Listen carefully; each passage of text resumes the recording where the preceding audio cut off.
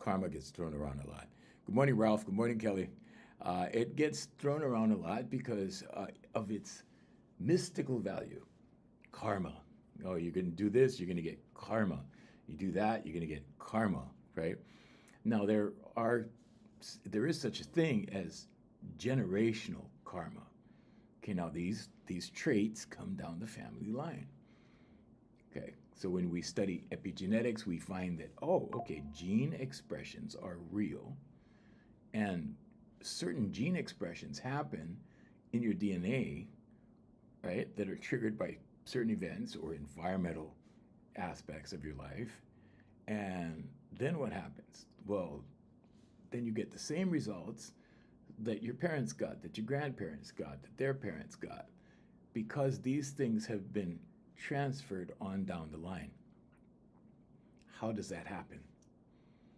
Well, for one thing, your subconscious. But there is energetic karma. Okay, so everything is energy. Now, let's say that you're going through some very stressed times and you're a woman and you're pregnant. The same thing will happen to your baby. Your baby will get that energy, will receive that energy. And when your baby's born, it's already installed. That energy is already installed. Why? Because you went through stress, baby comes out stressed.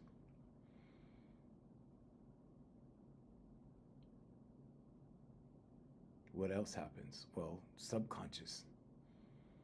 So there's a plethora of things that happens. The first thing is you get emotional and behavioral patterns that are the same. And they're hereditary in families. Right? And you know this because you have people saying like, well, he's just like his uncle. He's just like his brother. He's just like his dad. He's just like his cousin. Okay? So these things are inherent in families. They happen in the family line. You always hear people talking about bloodlines. Oh, this is my bloodline. This is his bloodline. That's his bloodline. This is a good bloodline. This is a strong bloodline. This is, and then you get those bloodlines where nothing goes right. That's his bloodline. They're all in prison. That's their bloodline. Like, okay. So there's a reason for that. Okay, now the subconscious is one thing. Okay, subconscious learning, or let's say subconscious habitual behavior contributes to it. Okay, but so does trauma. Trauma gets passed down, like I described earlier. So trauma can get passed down just as easy, energetically, as hereditary. Okay, so if you go through trauma, let's say you have a small child, a young child, maybe under the age of 10, and you experience trauma, but you're responsible for that child, so that child is with you, and that child also experiences that trauma. That trauma is committed to subconscious. And it's not just someone under 10. It can be someone over 10. I'm just giving an example. Trauma is a negative event that triggers a strong emotional reaction. So it sticks out. That's what makes it trauma. Now, when trauma happens, it registers in your subconscious because it's a strong emotion. So what do you need to do to manifest things? To manifest goals? You need to marry intention with emotion. So what happens with trauma? It goes into your subconscious the same way, the very same way. So you had generations of people, and probably still have generations of people, where certain things happened to them in their lives, and it got passed down. And it could be as simple as, well, I got spankings from my parents, so I spank my children. And then their children spank their children, and it just keeps on going down like that. That's just an example. I'm not pronouncing judgment on it as right or wrong. I think abuse is definitely wrong. So there will be a fine line there somewhere. Okay. I'm not here to tell you what to believe or how to believe. But when these things go into your subconscious, they become habits. Okay. Now, personally, I can tell you from experience that, yeah, it's not fun to be the victim of abuse, physical abuse. It's not fun to receive spankings. It's not fun, to go through corporal punishment in school. It's not fun to do all that stuff that used to be in the old days. Those things aren't done publicly anymore.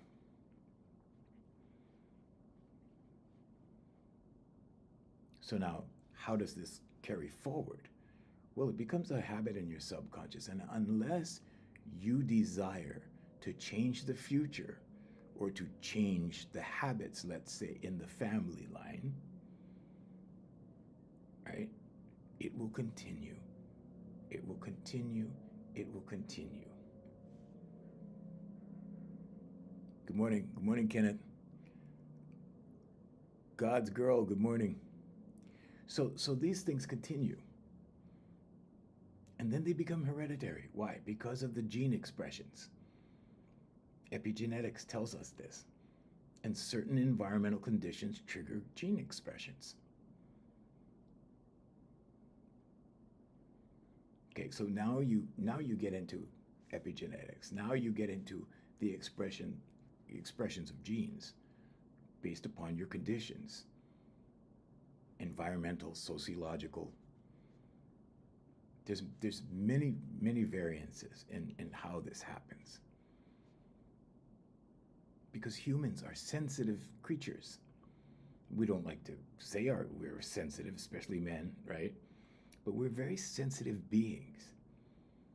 And when I say sensitive, I mean as far as sensitivity goes. We're sensitive. Your subconscious is made up of all of your senses. It remembers everything. You may not consciously be aware of this, because like I said, it's not your conscious mind, it's your subconscious. It operates below the surface. It is a state of awareness, but it is below the surface. It's operating below the surface. That's why your heart doesn't stop when you go to bed, because your subconscious operates your heart. Or let's say it another way. Everything physiologically happens from memory. Actions create circumstances. When actions create circumstances, you get results. So let's look at the subconscious tree. Okay, so down here at the roots of the tree, if you imagine a tree, the roots are your subconscious beliefs. A belief is a thought you keep thinking. Now you get to the body of the tree, the trunk of the tree. And what do we have? We have your paradigm. So your paradigm was constructed from these beliefs that you believe, whatever it is that you believe. So now you have an attitude, and now you have a way of seeing the world. And now you have your preconceived notions about the world based upon what you believe. Then up here on the top of the tree, you have the fruits. And those fruits are your actions based upon your paradigm, based upon what you believe. And from those fruits, you receive results. So whatever it is you sow, you reap. Are you sowing good things or bad things? Well, you can tell. You can tell because of what you are receiving. You can tell because of what circumstances are out here in the physical world that is a reflection of what's in here. The universal law of correspondence is whatever is in here is going to be reflected out here.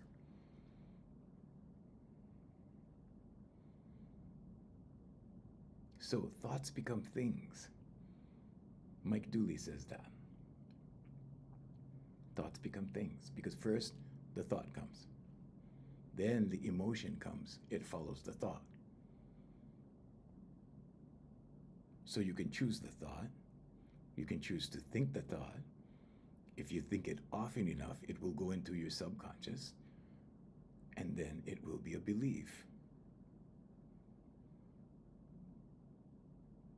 The emotion will follow the thought.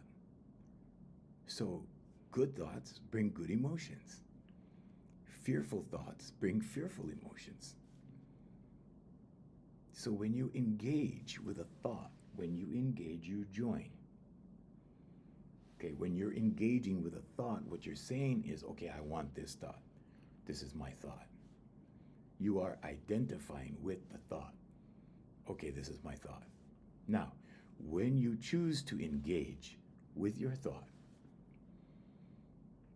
you experience the emotion associated with the thought. So if this is a fearful thought, now you start to experience fear. Now fear comes over you. Why? Because it's a fearful thought. Okay, today we're talking about karma, but this is how it starts. If there were no thoughts, no emotions, there would be no karma. Thank you, Avalanche. Thank you. So your choices come from your thoughts. First you think the thought, then the emotion comes. The emotion comes after you choose the thought. So now the thought is chosen. Now a belief is a thought you keep thinking as you keep thinking the thought. As you keep pondering the thought, you will come to accept the thought. When you come to accept the thought, you will feel the emotion. Now you have manifestation. Because now you are marrying emotion with intention. And intention is a thought. It starts as thought. Now, what if you're praying? What if you're praying and you attach emotion to your prayer? You will manifest what you're praying for. So if you're not feeling what you're praying, if you cannot feel what you are praying, don't waste your time. So how can you tell if what you're praying is worth praying for? You have to feel it. That thought has to bring good emotion. That thought has to be a good thought to bring the good emotion. And now you can tell, okay, yes, I have a good feeling. This is the thought to think. If you're thinking fearful thoughts, you need to stop them. So the conscious mind, okay, in my sessions, there is only conscious, subconscious, and superconscious. And the superconscious label we assign to God. And the reason why we do this is because science does not do this. In science, there is only the conscious and subconscious. That's it. So in science, you can say that the subconscious is God.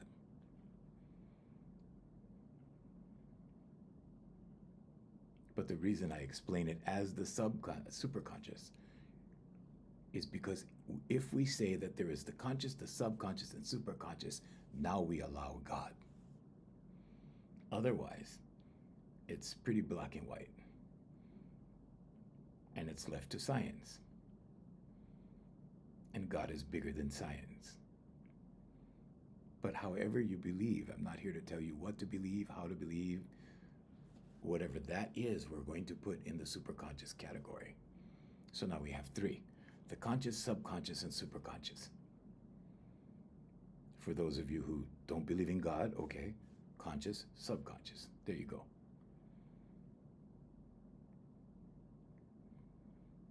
But karma is generated through energy.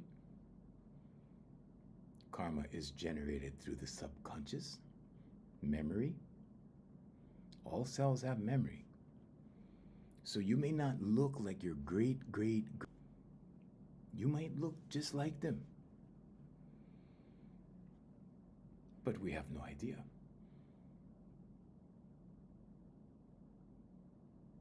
So, but you see evidence of this though, right? You see evidence of this.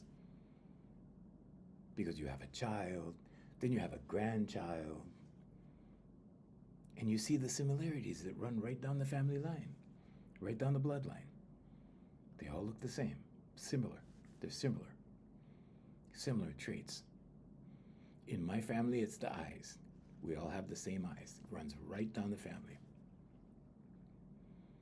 If you look at us from here up, we all look the same. So it's different.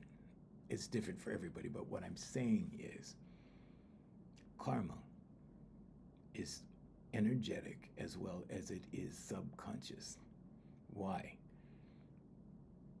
Have you ever had a daughter or a son that was raised by an uncle or a cousin or another family member? And then you start seeing traits in your son or daughter that mirror theirs. What kind of traits do you think that your son or daughter that's been raised by someone else is going to share down their gene pool? Exactly. So karma in energetic form, and everything is energy, but in the energetic form, it can be all sorts of things. Anything energetic. So this is how curses are how curses come to be. You know, energetic curses, bad energy, good energy, that kind of thing. And we know that these things are real, and we know that these things attach. And this is why we have cutting cords. They're energetic cords. And you have to cut the cord if you see a pattern. If you see a pattern of negativity, you have to cut the cord. How do you cut a cord? Well, you can pray. You can start there. And affirmations, meditation, vocalization, and visualization. Why? Because you need to change the subconscious programming. You need to change the subconscious, not just the conscious mind. The conscious mind can jump all over the place, but it's only responsible for 5% of your life. Only 5%. But that 5% is busy. That 5% can come in the way of 80,000 thoughts a day.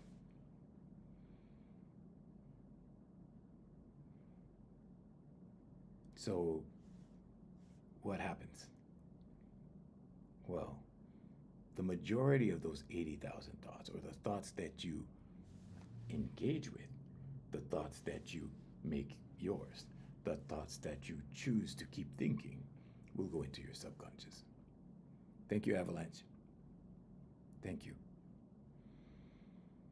And when those thoughts go into your subconscious, they become things. They manifest in reality. Is it magic? No, it's your subconscious. How does that happen? Well, first you think the thought. And after a while, when your subconscious believes the thought, now the subconscious will show you evidence of it. So for example, if the thought was, you're clumsy, because that happened to me. When you believe that you're clumsy, your subconscious will go, hey, remember the time you spilled the milk at the breakfast table? Remember that? Okay, see, clumsy.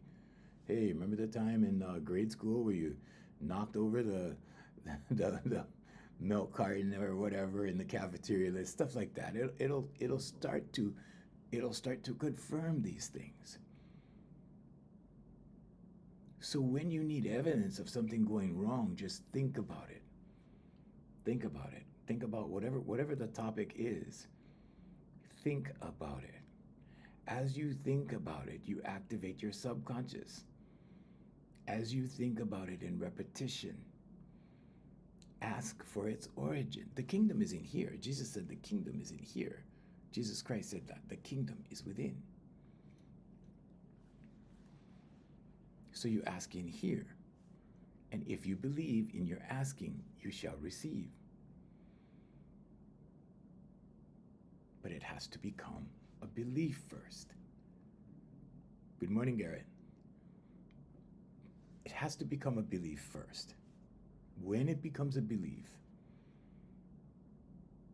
your subconscious will find the origin. It'll find the origin. So if you're asking and believing in your asking, that ask, whatever it is, whatever the question is, becomes a belief. When a question becomes a belief, the subconscious is obligated to answer.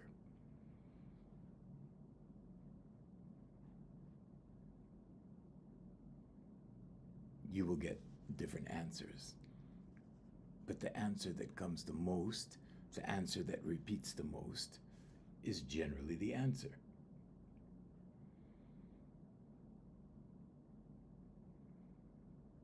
So, what's the job of the superconscious? For sake of our discussions, we say that the superconscious belongs to the divine. So when the subconscious believes something and starts supporting these beliefs with instances of confirmation from your past, the job of the superconscious, or God, or whoever you believe, insert your belief system here, starts giving you intuitive thought to reinforce your belief.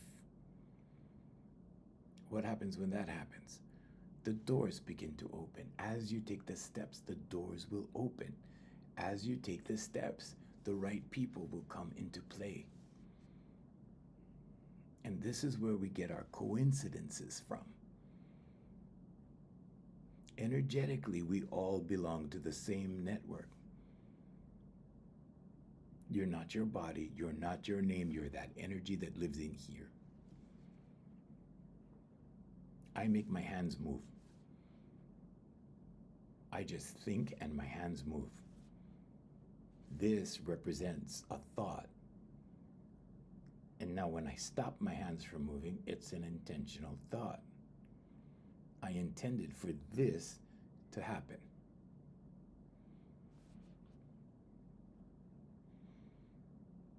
So, thoughts become things. Is action required? Yes, action is required, always.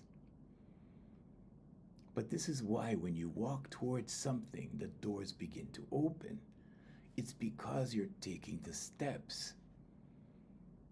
Your life path unfolds from within, like this. But when you're proceeding in fear, when you're proceeding in confusion, when you're proceeding with doubt, the what ifs are all rooted in doubt and fear, then it slows down.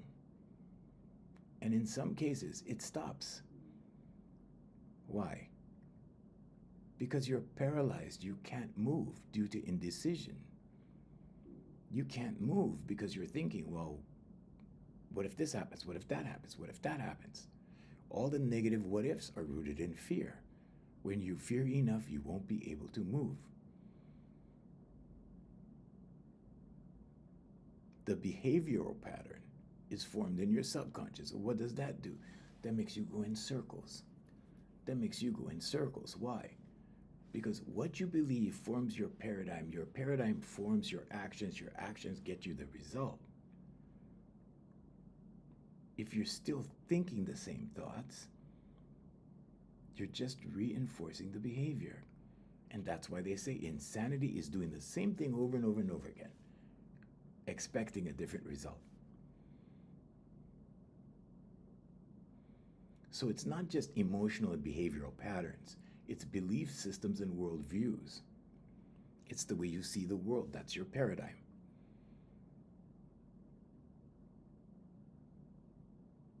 Now, whatever your belief system is, it will also play a role in karma. As a man thinketh, so is he. Right? A belief is a thought you keep thinking. Whether you believe in God or you don't believe in God, either way, you're a believer. You're still a believer.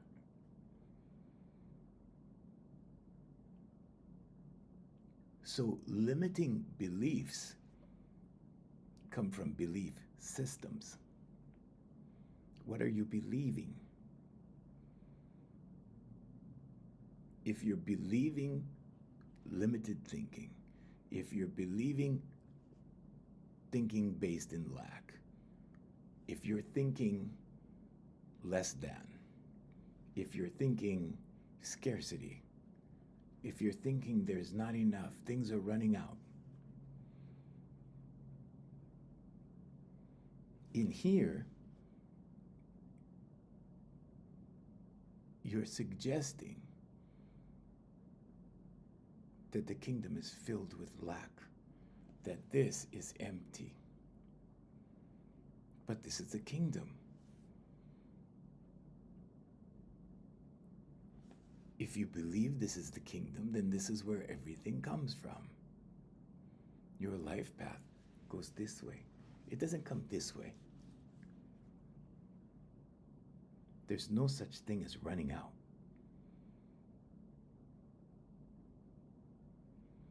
More resources will be made. Sometimes resources change.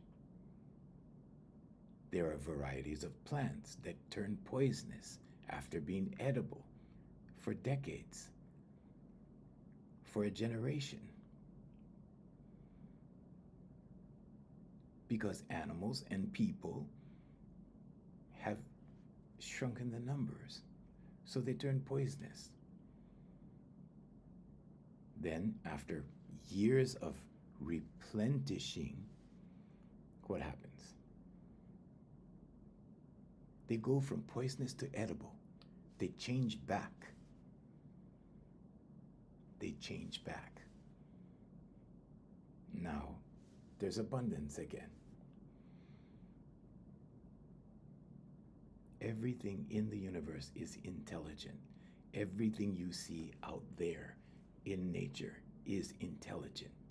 There is an intelligence to everything. The trees communicate. They don't talk to each other like we do. They communicate through the roots, energetically. I'm going to say it again, energetically. Everything is energy. So now, with belief systems and worldviews, if your views and beliefs are rooted in scarcity, I'm not here to judge your beliefs. You believe as you believe. But I'm just saying, you have to question that. Is this of love or is this of fear? All the positive emotions and vibrations exist in love.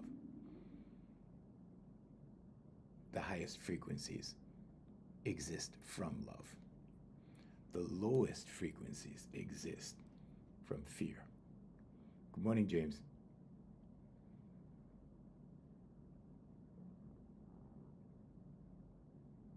So things like, we don't deserve success, or we're always struggling. I'm struggling. I hope this will work out. Our family always sacrifices for people, for others. Sacrifice breeds resentment. Sacrifice. Try sacrificing part of your meal. Try sacrificing it for one of your children. See how many times you can sacrifice for your children. Sacrifice breeds resentment. Pretty soon you will start resenting them. The best place to find that out is at the dinner table. Go ahead, sacrifice a portion for one of your children. And then sacrifice it the next night, and sacrifice it the next night. And by the end of the week, you'll begin to feel the resentment. But you might say, well, that's my child. Of course I'm going to sacrifice for my child. Really? What about giving to your child? Giving is not sacrificing. Giving, generosity, is not sacrifice. What is sacrifice? Sacrifice goes like this. This is mine. But I'm willing to sacrifice a piece of it to you. Giving is like, oh, you're hungry, here, take mine. That's giving. When things are conditional, when there's a condition on it, when there's that energy tied to it, okay, here you go. After all, that's my child. After all, yeah, I wanted this, but I'll sacrifice it this time. You see?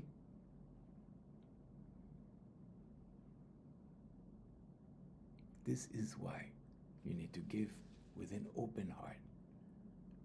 This is why you need to express love unconditionally. Because when you place a condition on it, what happens?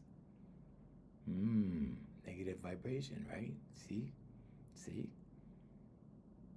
And we normally don't think of this because life happens quickly, especially these days. Life happens quickly.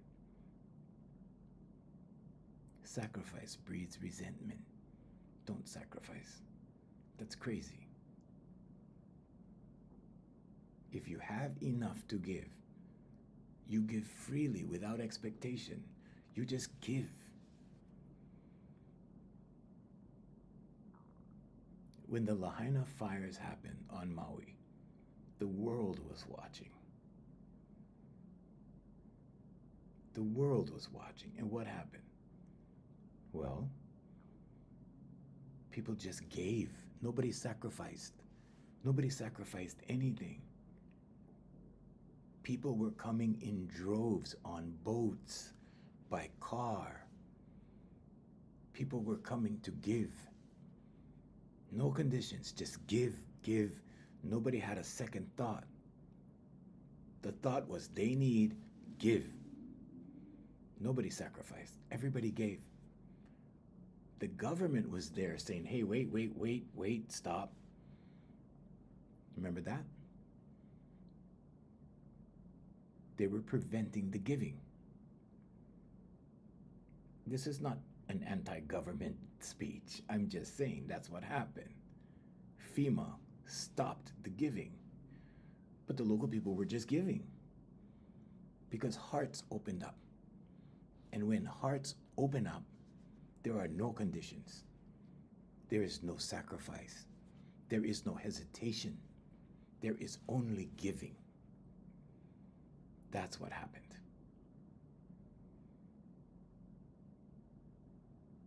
And that's the difference. If you have to have a thought, if you have to have a second thought about giving, if you're sitting there going, I wonder if I give what am I going to have left if I give whatever, $10, $20, what am I going to, forget it. You're not giving with your heart. If that's the way you give, you need to reevaluate your giving and your thinking. It's better not to give than to give with condition. Because now you're generating energetic karma. And energetic karma is real. Because everything is energy.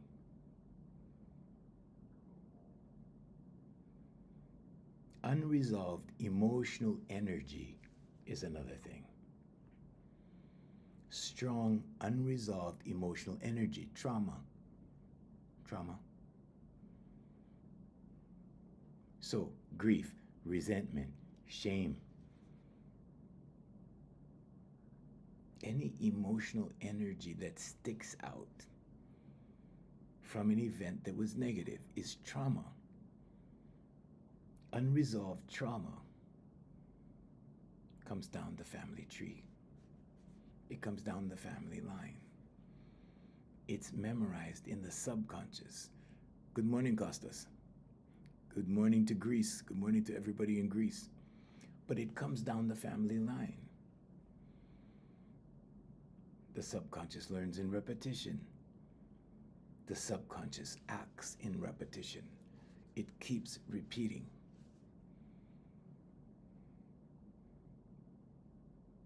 It keeps repeating in many ways. You may not see it. You know that guy that keeps getting married, right? Gets married, gets a divorce. Marries another girl, gets a divorce. Marries another girl, gets a divorce. It's not the girls. It's him. It's his subconscious. If you don't fix your subconscious from the first marriage, the same thing will repeat and the second divorce will happen. The same thing will repeat if you don't fix it and the third divorce will happen.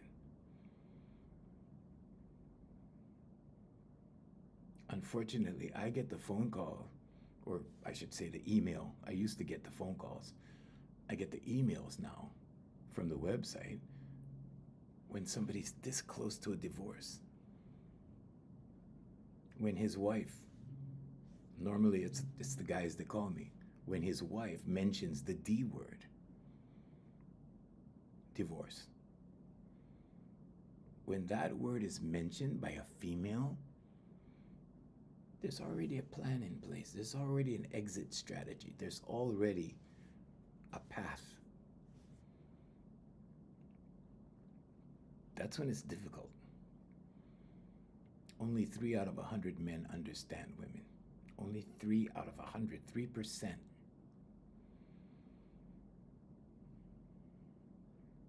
I've been kind of lucky. There was one guy I lost.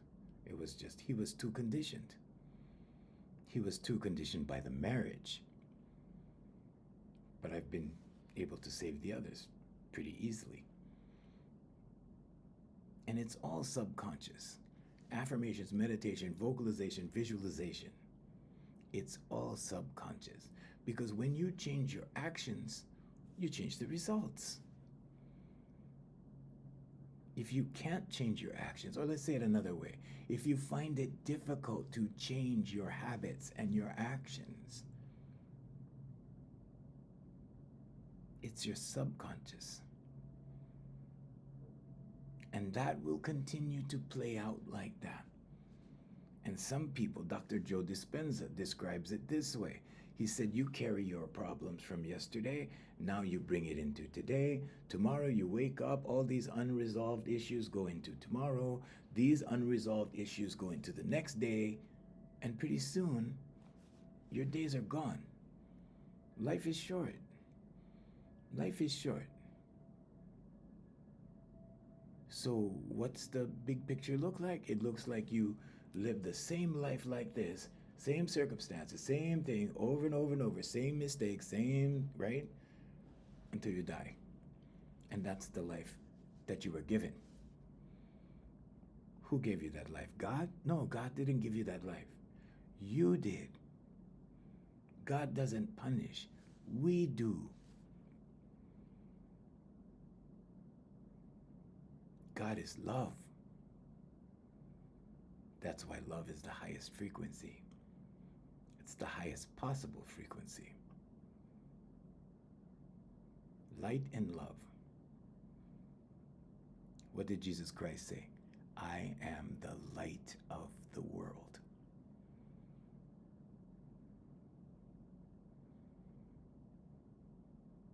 So, if these things keep happening to you, not only will you live your life this way over and over and over and over and over, die, but your children will witness this. And it will go to the next generation. Then it goes to the next generation. What about bad energy? What about negative energy? Yeah, negative energy is a thing. It's a real thing. You can call it negative, you can call it evil, whatever you want to call it. You can place a lot of labels on it. But I'm just saying it goes from one generation right into the next. And it can go from that generation right into the next one. And by the same token, when you have a family that makes achievements, takes pride in themselves, gives to others, does all the good stuff, that goes to the next generation. That goes to the next generation. That goes to the next generation. Now you have good karma. So when you hear the term karma, don't think of it as, something bad or something that should have a negative connotation to it. It's the result of your actions. And energetically, when you create an action that results in something negative, or results in something bad, or results in an accident, or results in carelessness. Let's say you get in a car accident. Let's say you were reckless, and let's say your passenger, unfortunately, passes away. It's on you, and you need to clear it.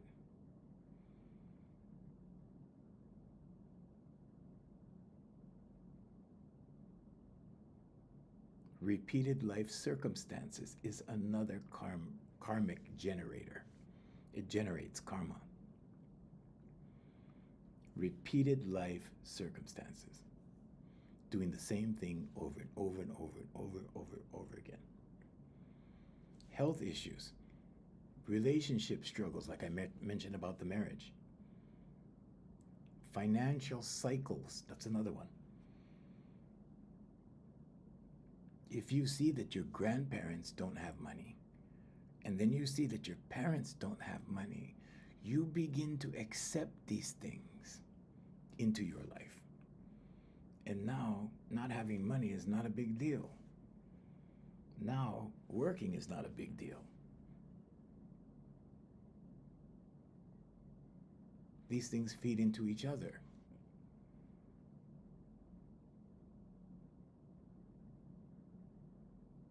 So it continues from generation to generation to generation. It goes from parents to children, to grandchildren, to great-grandchildren.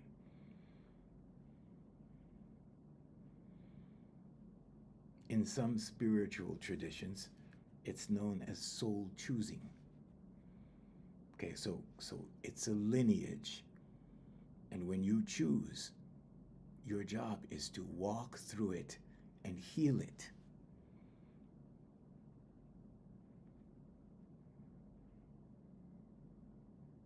So when I was young, right, I got spankings.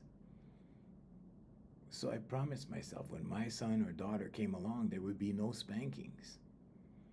There was one. I spanked my son one time.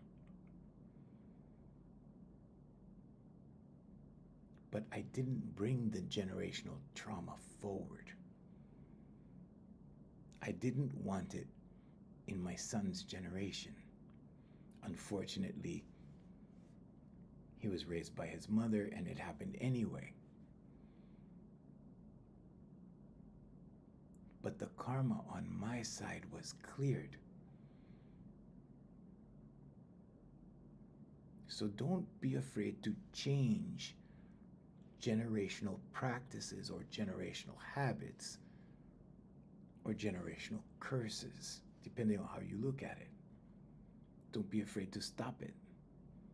It's your job to stop it. If it's where you are, if it's in your power, if you're able to, your job is to stop it. Because those things continue. Nothing negative is worth continuing. Nothing. Not a bad attitude, not bad habits, not bad practices, not bad vices, none of it.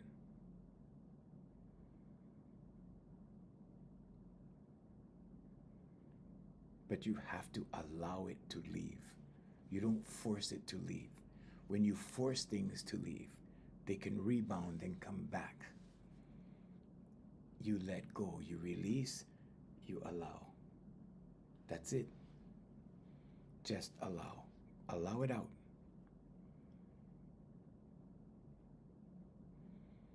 Oaths and vows and contracts. If your ancestors made a vow, you could experience that kind of contract. It's a spiritual contract.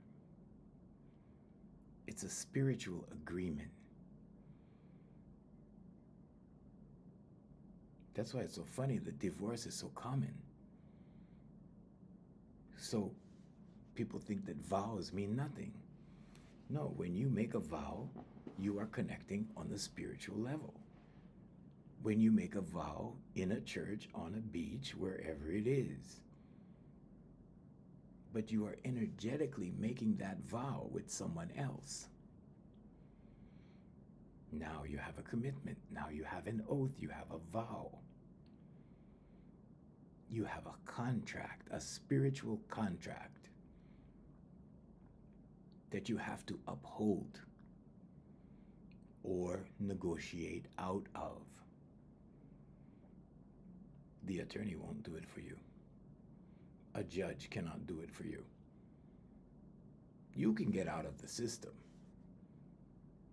Because when you get married, she's married to the government, you're married to the government, then they put you together.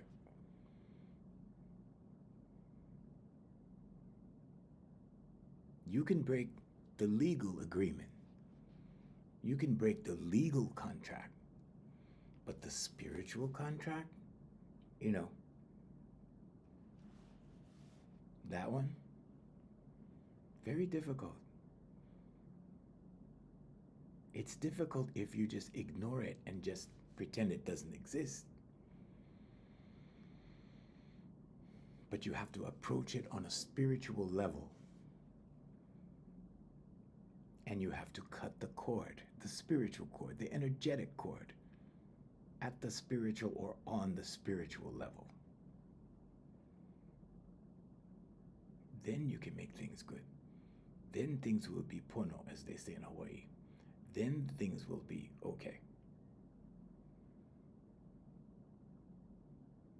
And it's not just a marriage thing. It can be belonging to a group, a fraternity, a sorority. Those are all vows. Any vow you make is a spiritual one. It's a contractual agreement that's made verbally. But it's something that you feel, right? When you join a group, you're all about it. Fraternity, sorority, whatever. Church organization, doesn't matter what it is. But you make that vow and you join. Energetically, you join. And what happens? Well, if you want to break that agreement, you don't go to court.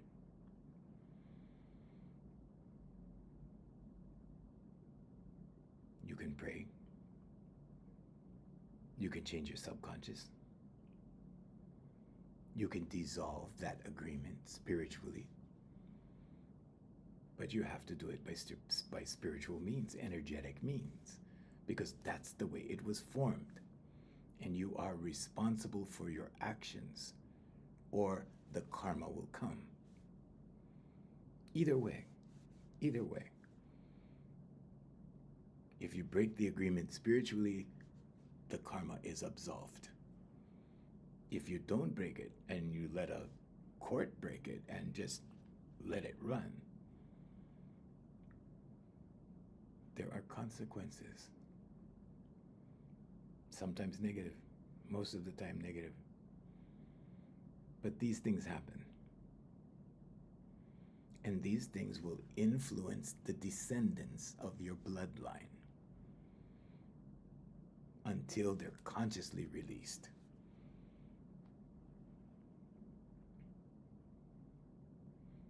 How else is it done? Well, epigenetics gives us proof that gene expressions are real, that there are triggers that set off genetic expressions that are embedded in your DNA that come out and get downloaded. And then it goes into your subconscious. It becomes a part of who you are. It becomes a part of the way you live. It becomes a part of your actions and tendencies. And then you look at the subconscious tree again, your core beliefs, your paradigm, and your actions. The roots of the tree, the trunk of the tree, and the fruits of the tree. And the fruits of the tree turn into results. Your actions turn into results. Unresolved vibrations can be transmitted in birth. In other words, like I was saying at the beginning of the live, right? If a woman is pregnant with a child and goes through trauma, emotional stress, it goes right into the baby. When that baby is born, guess what? Baby is born with stress. Baby is born with the tendency to stress, to feel stress, because the baby already felt stress in the womb.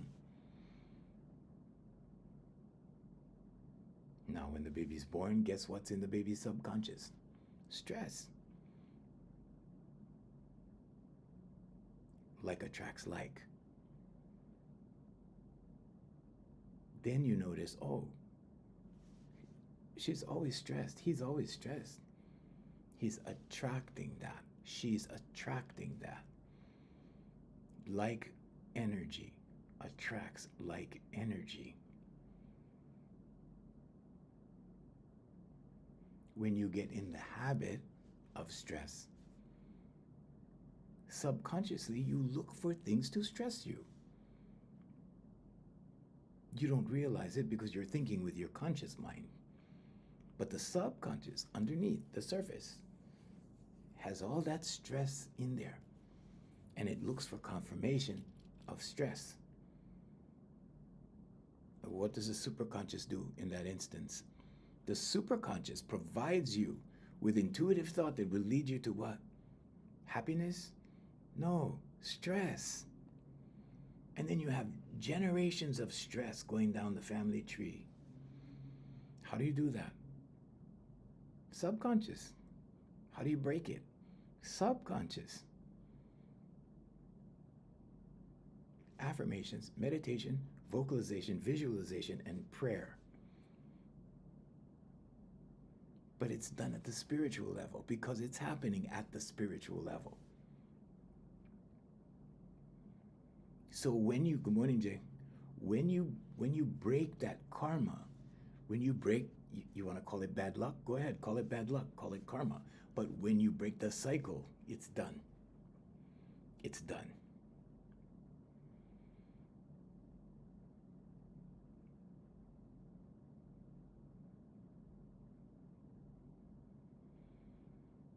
So it can be in the subconscious, it can be energetic transmission, but this is how it happens. If you're really, really young and your parents get in a fight and something really bad happens, you're going to remember that. It's traumatic, right? Traumatic is the emotional event that sticks out in a bad way. So much so that it's always remembered. Where? In your subconscious.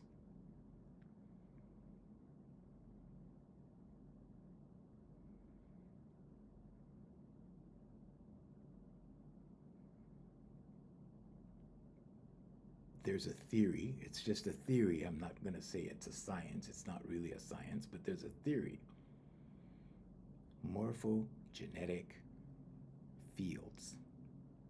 Okay, so these are Rupert Sheldrake's theory. He came up with this theory, and his theory was that there are clouds, like the clouds that we upload things to. There are clouds for families that emotions get uploaded into, that karma gets uploaded into, and that future generations of the family download from this cloud. I'm just saying it in an easy to understand way. It's shared memory fields. And his theory was that families share memory fields genetically. That's just a theory. I want to make that clear. But when you think about it, it's possible. Body language is genetic. You ever see the same body language traits in individuals? It's in my family.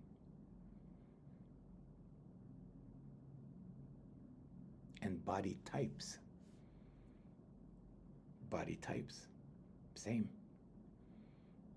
Genetic. Some bodies hold up really good against the environment and some bodies don't.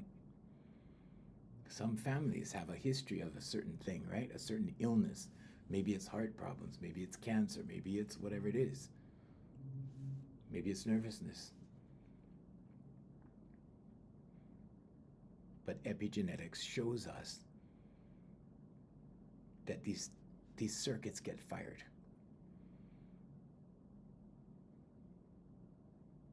And that genes express themselves according to situations. And if those situations are mirroring the situations of your parents, of your grandparents, of your great-grandparents, of your great-great-great-great-great-grandparents that you don't even have any recollection or history of, the results will be the same.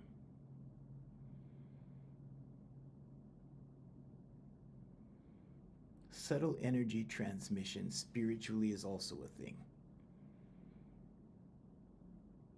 Unresolved vibrations can come down and be inherited. Unresolved. You know why? Because you're thinking the thought. You're thinking about these unresolved things. So of course it gets passed down. Why? Because when you have a baby, if you're a woman, when you give birth, if you're a guy, when you have a child with someone, that unresolved energy, the unresolved thinking, those unresolved problems go right down the gene pool. And that's when they show up in younger generations. I didn't raise my son, but when I met my son, when he was older, he had all my bad habits. And I'm like, how does he have my bad habits? I didn't raise him. He wasn't around me. How come he's just like me?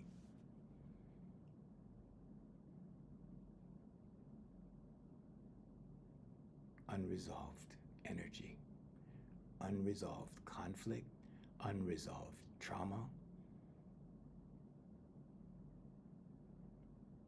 goes right down the gene pool. It's 8 a.m. and Jay is saying, see you tomorrow. Thank you, Jay. Thanks for being here.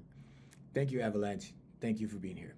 So we're going to be here again tomorrow. We're here every morning at 7 a.m. Hawaii time. I'm in Honolulu, Hawaii, and we want to disconnect from our international stream right now. And so we'd like to say thank you and aloha and love from Hawaii. We're going to explore